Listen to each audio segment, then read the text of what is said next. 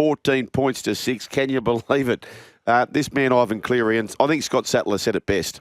He's now at the table. If he wasn't already, he's now at the table. He can sit at that table for a meal with Jack Gibson, Wayne Bennett, Craig Bellamy, all the great coaches. He is at that table. Ivan Cleary, 14 points to 6. Just remarkable, Fletch. What a performance. It was, yes. They were, before kick-off, I was thinking to myself, because I was changing all week. You know, I had the Melbourne going through my mind, then I think, it's Panthers. You look at that team, and to be honest, it wasn't as good as their previous 3 teams at all. No way. I don't think. No way. Nowhere near it. But they just know their system, and they talk about this system. It was phenomenal. What they did to Jerome Hughes, the pressure they put on Jerome Hughes, they knew the bombs were coming, you know, that they were targeting both of their wingers, but they'd all just get around the ball. So they knew it was coming. Didn't even bother jumping out because they knew we weren't going to get out-jumped. No. When they saved that Jackie Howell's try, when they got under the ball there. It's just brilliant coaching. It's brilliant coaching, and they all must just buy into whatever the coach says. Because they just believe in what they're told. I don't know. I know Nathan gets a lot of plaudits and kudos, and so he should. But Dad's played as big a part. And I don't know where he stands in history as a coach, but right now, Ivan Cleary is the best coach in the game. Oh, yeah. And we saw that last night, speaking of Aussie earlier today.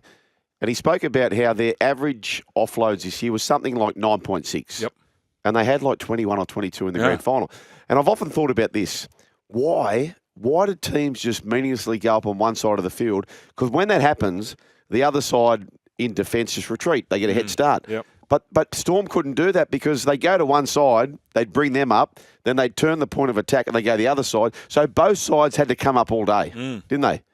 And a big rap to their trainers too, the strength and conditioning coach, because they limped into the semi-finals. Oh, massively. Limped. Yep. Whether it was the loading, they talk about this loading where they flog them, 6 weeks out from the grand final. Maybe and then they freshen them up for the semi-final. But the team from the last round against the Titans to the team in that first semi-final, poles apart. It's Bart Cummings-esque, isn't it? Just get them right at the right time.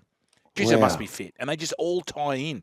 Because I was watching it from the Eagle, up high, and the ball goes past them. They just chase. They all just cover for each other. It's amazing. And you know what, right? So Gus said this as well, and I totally agree with this.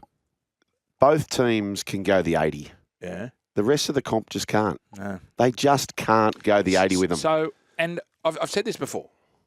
We all try. I mean, when you're playing, you all do the same sort of skills. You do the same sort of fitness because I'd imagine it's even closer now. So it's got to be between the ears. It's got to be mentally. Yep. They're just tougher than everyone else. Yep, and they've also got the right characters in who can at training. Jerome Luai said, they didn't talk about the last ride or the last dance. No. They just wanted every session to count. And you actually needed that. So Craig Bellamy's that good. They were actually that close to winning the game. Yeah, they went far. They were that close. Well, they had their chances. Yeah. But it's not a fluke. No way. It's not a fluke how Penrith won. The best team won. On all the metrics, the best team won. And I've told this story before when we had Mitch Kenny on Matty's show, and he just said, look, I asked him, well, not on air, just off air, and I said, mate, what is it about you blokes? You just get a lead and you just stick to guys because then we just don't worry about scoring again. Yeah, I know. If we score, it's a bonus. But we just concentrate on not letting them get down the other end. Unbelievable. In the call, and look, disclaimer, we had Justin Yeo on last week, so I really wanted him to get the Clive. I did think Liam Martin was the Clive. Sats and Noddy thought Yo was the Clive, and that was a fair case. Close. I just think that he scores a try, he sets up another one, he had a very, very big one-on-one steal and a great tackle. And I just think, as I am biased to Isaiah, I do believe who's had a great day anyway, captain of Australia. We'll get to that very, very shortly. But Liam Martin, I mean, what a story. A boy from Temora. And you got all these kids coming down. Like, these kids, and Melbourne Storm the same. And this is what makes these two clubs great. And by the way, Melbourne Storm, this team, they're a premiership winning team. They like any other era, they just ran into Winks. They ran into Winks and they couldn't get the Group 1. Is that fair enough, Brian? Yeah, it's close analogy. Better than Winks and Usain Bolt, you said last week. But the rest of the field were 8 lengths behind. Yeah, probably 10. Yeah. Pride of Jenny. When did Pride of Jenny win? What was that last year? What race that was that? That was Queen Elizabeth, wasn't it? Was it? I think so. Where she took off by 30 lengths. and absolutely donkey-licked them. Liam Martin, 16 runs, 92 metres, 1 try, 46 tackles. Alamoti. Paul Alamoti. They can do this, can't they? Charlie Staines turns up, scores a try in a grand final. Alamoti got shifted to the wing. I don't know. You know what? I love Brian Tottle, and he's a superstar. I don't know that Brian Tottle would have scored the try Alamoti scored. It's not the type of try that Tottle scores. Alamoti's quite quick too. I didn't realise how quick he is. But even he's safe under the ball. He came up with some big plays. Shout out to Nick Meaney. Nick Meaney had a blinder. In a beaten side, the amount of little plays he came up with, he had a massive game. I thought Eli Katoa was pretty good Massive. Eli Katoa. They did a good job on Jerome Hughes. They kept him and Pap quiet as a church mouse. Oh, watch him just tackle. Watch Mitch Kenny was just going berserk from marker. Yep. Goodness me. What just about chasing, just chopping them down like the old days? 80 minutes, Mitch Kenny and Harry Grant. That is Herculean. No, Don't you reckon? Yeah, you've got to be fit to do that. Oh, wow. No, it was a terrific. And look, they get Isaiah Papali'i. They get the kid Blaze. I know they lose James Fisher-Harris. I know they lose Luai. We've been saying this for the last 4 years. What's not to say they get another one? Could you back against them? Not to get 5. Well, you couldn't back again. You couldn't back a team next year that's not called Storm or Penrith, could you? Really, the gap at this stage is that big. Roosters, who may be the number 3P, Sharks will improve. But they lose Swali'i, they lose Manu, they lose Jared, they lose Keary. Now, we know what the Dogs have done. The Dogs defensively this year was so much better than the previous years. They're not quite there. They're on the right path, I feel, because they've got Cameron Strada, who knows who knows what needs to be done. All these other teams out there, and it happens every year. When a premiership team wins, everyone goes, "Oh, we've got a copycat." Yep. But usually it's copycat in attack. Yeah. You know, like in 2005 when the Tigers won, forwards passing around the back. Everyone's going, look at this. I've never seen front rowers do block plays. Now after that, everyone tried to do it. It's all well and good to say, we're going to keep our tries down to 14, our points down to 14 or 15 points a game. You got to buy into that system. Yeah. And you got to weed out the blokes who continually let you down. Crazy. Can you just imagine how they are feeling right now? Were the players at the announcement or no? The Australian Kangaroos. We'll get to that very short. Will they be there? No. Who? The Panther players and all the other players? No. There's just an announcement at the Kangaroos reunion. Oh, no, they wouldn't be there. No. Can you just imagine how they feel? Yeah. Glorious. So I spoke to Justin Yeo, who we had him on the pro. You've got to go listen to that podcast. We had a chat today. He was driving back to Mudgee. And as you know, he's so humble like his son. And he goes, "Oh, mate, it's unbelievable." I said, "No, a lot of people thought he should have been the Clive. He was very, very close." He said, "Oh, mate, Liam was great." And that's how he sort of plays it down. And he said, "Oh, I just hope he makes this Australian side." I'm like, "What?" I said, "Mate, I'll tell you this for free. Your young bloke who loves ticking boxes, I've got mail. He could just be about to tick the ultimate box. He just could be about to do that." "Oh, you reckon?" I said, "Mate, he could." I said, "We'll see how it plays out, but he could." And then he texted me. He said, "Bugger me. The mail was right." Was it bugger?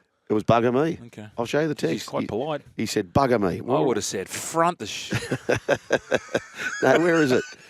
Where is it? Bugger me. The mail was right. Very exciting. Very exciting. Mate, very humble and well done. Well done. 1300 01 1170 is the way to have your say. Let's go to the Clive. Liam Martin, who had this to say in receipt of that famous medal. Oh, wow. It's so surreal. I just want to congratulate Storm on a fantastic year. I've got the utmost respect for you guys. You're just there every year. To our boys, I love you so much. It just shows the character we have to dig deep. And I was gone then, but to have you boys drag me along. And then to all you guys, the fans, I just love you guys. Thank you so much. We do it for you. We do it for Penrith. Love you. Unbelievable. Best team I've ever seen. Best team I'll ever see, Brian. Well, they're not the entertainers. They're not like the Canterbury Bankstown entertainers. They've just got their own belief in what they do, and they stick to it. Because it's not flash. No. They're not scoring 100-metre tries, but they just back their defence. And as we know, usually the team with the best defence record throughout the regular season wins the comp. Not even going back so far, gents, and we'll introduce the Brooks and the Tourists in a moment. Not even going back so far to a non-salary cap era, the great Raiders, that side, Stewart, Clyde, Meninga, Daly, list goes on. They won back-to-back. The great Broncos side, Ranoff, Langer, Walters, the list goes on. They went back-to-back. This mob's doubled that. Yeah. In a salary cap era. Mate, it is. I said to my boys who were there last night, I said, and one of my daughters, I said, guys, this will never, ever happen again in your lifetime. You'll be 80 and people will be talking. There'll be a team who's on a bit of a run and they'll be saying, oh, how does this compare to the Panthers of 21 to 24? And you'll say you were there that day. Like, it just won't happen again. I'm very certain in my lifetime. The only way it can happen again is if this team makes it 5. Correct. But other than that, it's not happening again. No, I really don't think it is. But how does he get them up? How does he get them up? How does he get them up continually, year after year after year after year? Because, as you know, subconsciously you just go, I've just done it. You have a pre-season and you go, do I really need to push as hard as I did last year? I'm going to relax a little bit. But midway through the year, they were showing signs of just sort of, leaking a few more points, and I thought, this is it. They've fallen. They're gone. And then the semi-finals hit, and it's demolished the Chooks. Yep. We're cruising against Sharks, really. I don't think they were. I think they had an eye on they knew they had it in their game. But, wow. And last night, it was very smart tactically. They kept turning the ball underneath and just made those Melbourne forwards work. Put them in a look at here, and then bang, shift to the right. I'll tell you what, coaching and systems are everything. If you think about, we're in a salary cap era, which is supposed to level things up. The last 8 or 9 premierships, Ivan, Bellamy, Robbo, Bellamy, and the ones in the mix coming up, Serraldo from the Ivan camp, Fitzgibbon from the Robbo camp. The coaching is just throw whatever you want at the coaches. If you haven't got the coach and the systems, you're not in the game. The bloodlines. But it's gone to a new level, Brian. So back in the day, you could flum it with the best players, but the coaching now is at such a level that you just can't compete. You just can't compete if you haven't got the best coach there. Agreed. And the staff that they bring in and the players they recruit. 1,000,000%. So it isn't when people say, we can't sort of, excuse me, expand to 20 teams because we don't have the players. Yep. That's bullshit. That's right. Because we've seen it. That's right. Like Lukey Garner. Yep. Sean Bloor. Yep. Paul Alamoti. People think, the current teams. Charlie Staines. They can't do it. They're just not for us. Well, guess what? Go into this system and you're dancing like Microsoft, 1995. Who was the rankest? Was it Bill Gates? William G. Got to be. Yeah. Anyway, we've been waxing lyrically here, and the coaching and the systems is everything, and you can't beat it in this day and age. Serraldo has the recipe. Fitzgibbon might have it as well, but beyond that, you're in big trouble. 1300 01 1170. The captain of the ship's here. Brooks, good afternoon. Guys, like you were just talking about the Panthers, it got me thinking about the last few grand finals. They won it in all different ways. So, like Para, absolutely, just strangled them from the get-go. You've got the comeback last year. Yep. So putting themselves in a situation, they didn't put themselves in the situation, but we're in a situation where they needed to fight back and they did it. And this was like a slow arm wrestle.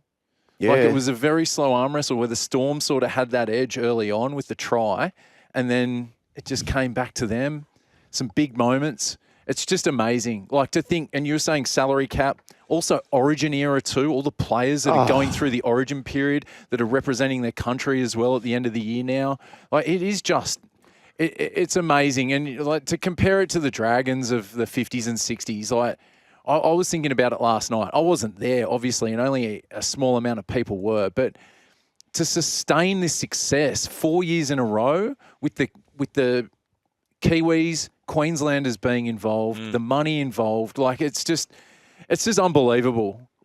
We were saying, remember before the Chooks won 2 in a row, we were saying it's really hard competition to go back to back. Speaking of Panthers, flash calls around the grounds we go. Cleary knockout, Brian Fletcher. Yeah, Tyron Peachy just scored under the posts to this is the Cleary knockout. Was that Benny Barber that's flying up? No, that's not Benny Barber. Yeah, Tyrone Peachy. Good crowd. Under the post. Where is it? Bathurst. Oh, Bathurst. Carrington? Yeah. Anyway, under the post. Here we go. Well, he's a Group 11 boy. He's from out there. I think he's a Wellington boy, Tyrone Peachy. So he's playing on home surface just about. Is that right? Did he score a big try up in Bathurst for the Panthers? Probably. Maybe one of those games? Is this the He final? loves it. Yeah, first try. Okay, there you go. He scores a great try. The Panther back three, Edwards, Totten, Taruva, 73 runs, 646 metres between them. I just love the game plan. I'll tell you what we spoke about last night. They were chasing history, and they literally, Brian, they just went after it, didn't they? Well, you see by those stats, they had a run-first mentality. Cleary ran for 200 metres. Luai for 150. Yep. That's a perfect combination. I mean, but it was smart. It was smart coaching. If you watch the first half, they just kept dropping blokes underneath. Yep. It was a patient. You got to be patient doing that. They must have a very. They all must be so level-headed when you're out there and they don't lose their cool. Led by their two captains. Yep. Like you've got Isaiah Yeo, champion bloke, Captain Calm, but very calm. Very rarely gets angry. Nathan, I've never seen him get angry. Yep. Luai a little bit, maybe. Yep. But it's just they keep all their emotions in control of it. It's just very, very impressive. You know what? The journey for me, and I reckon a lot of fans would resonate with this of the game, is they're on their way to their first premiership, and I thought, who are these wankers?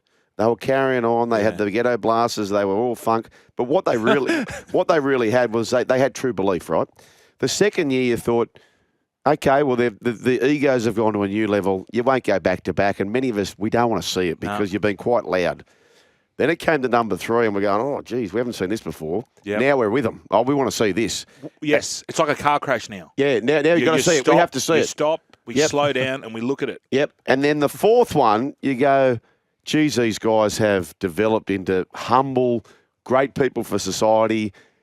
We want to be part of you now. Now we're trying to be part of you. That's the journey that I've had as a neutral fan as far as the Penrith Panthers are concerned. That was my journey. Who are these cocky bastards to, geez, you can't help but be in awe with them.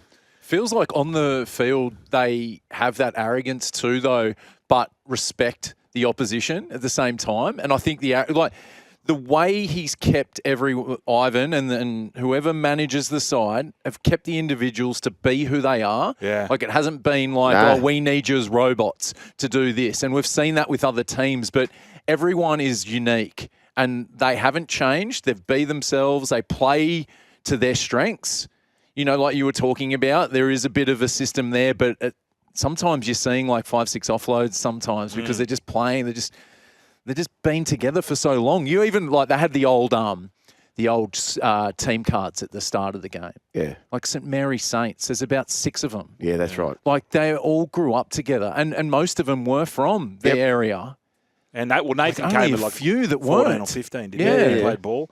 Well, I didn't know this, but a lot of them don't drink during the year. Like Nathan doesn't drink. And I think that's sort of rubbed off at everyone else. They're professionals. Like I asked Mitch Kenny, he goes, I don't really drink during the year. They're just professional. They've just taken the whole thing to a new level. Other than Taylor and May, there's no real scandals. No. You don't really see them going. There's no shit in them. Or touch wood. Not many clubs with so many young people with such success would handle getting through with limited scandal. Unbelievable, just unbelievable. The Tourist was part of all of the broadcast last night. Touri, just before we do that, around the grounds we go. Flash scores around the grounds, Carrington Park, and there's a boy from Bathurst who's just scored a try, Brian. Bubba Kennedy's just in. Is he? It is. Yeah, it's a Bubba. Bubba's just scored again. So we've got 2 NRL players. I noticed Benny Barber's there playing. So is that Northern Central, is it? It's WAC versus NCC Tourist. It's the Walgett Aboriginal connection versus the Nanima Common connection. Oh, okay. Look at him just cruising up. It's good they do this, isn't it, the boys? Anyway, look, we've been waxing lyrically. It's time to get back to what we do best. This is from Lundy. Justin Yeo joins Sugar's Hall Pass list of guys he's allowed to pork. He joins Glenn Boss, Luke Longley. Yep. Welcome, Justin. Pippin's on there as well. The run home with Joel and Fletch. We'll get to the Tourist after this. Lundy's sitting in he's working on a public holiday. Is he now? Well, he must be. He only ever texts when he's sitting in the back-o. Good on you, Lundos. The run home with Joel and Fletch. We're just pumped up. Great grand final. And hello to you to Kane Corns. We'll get to that very shortly.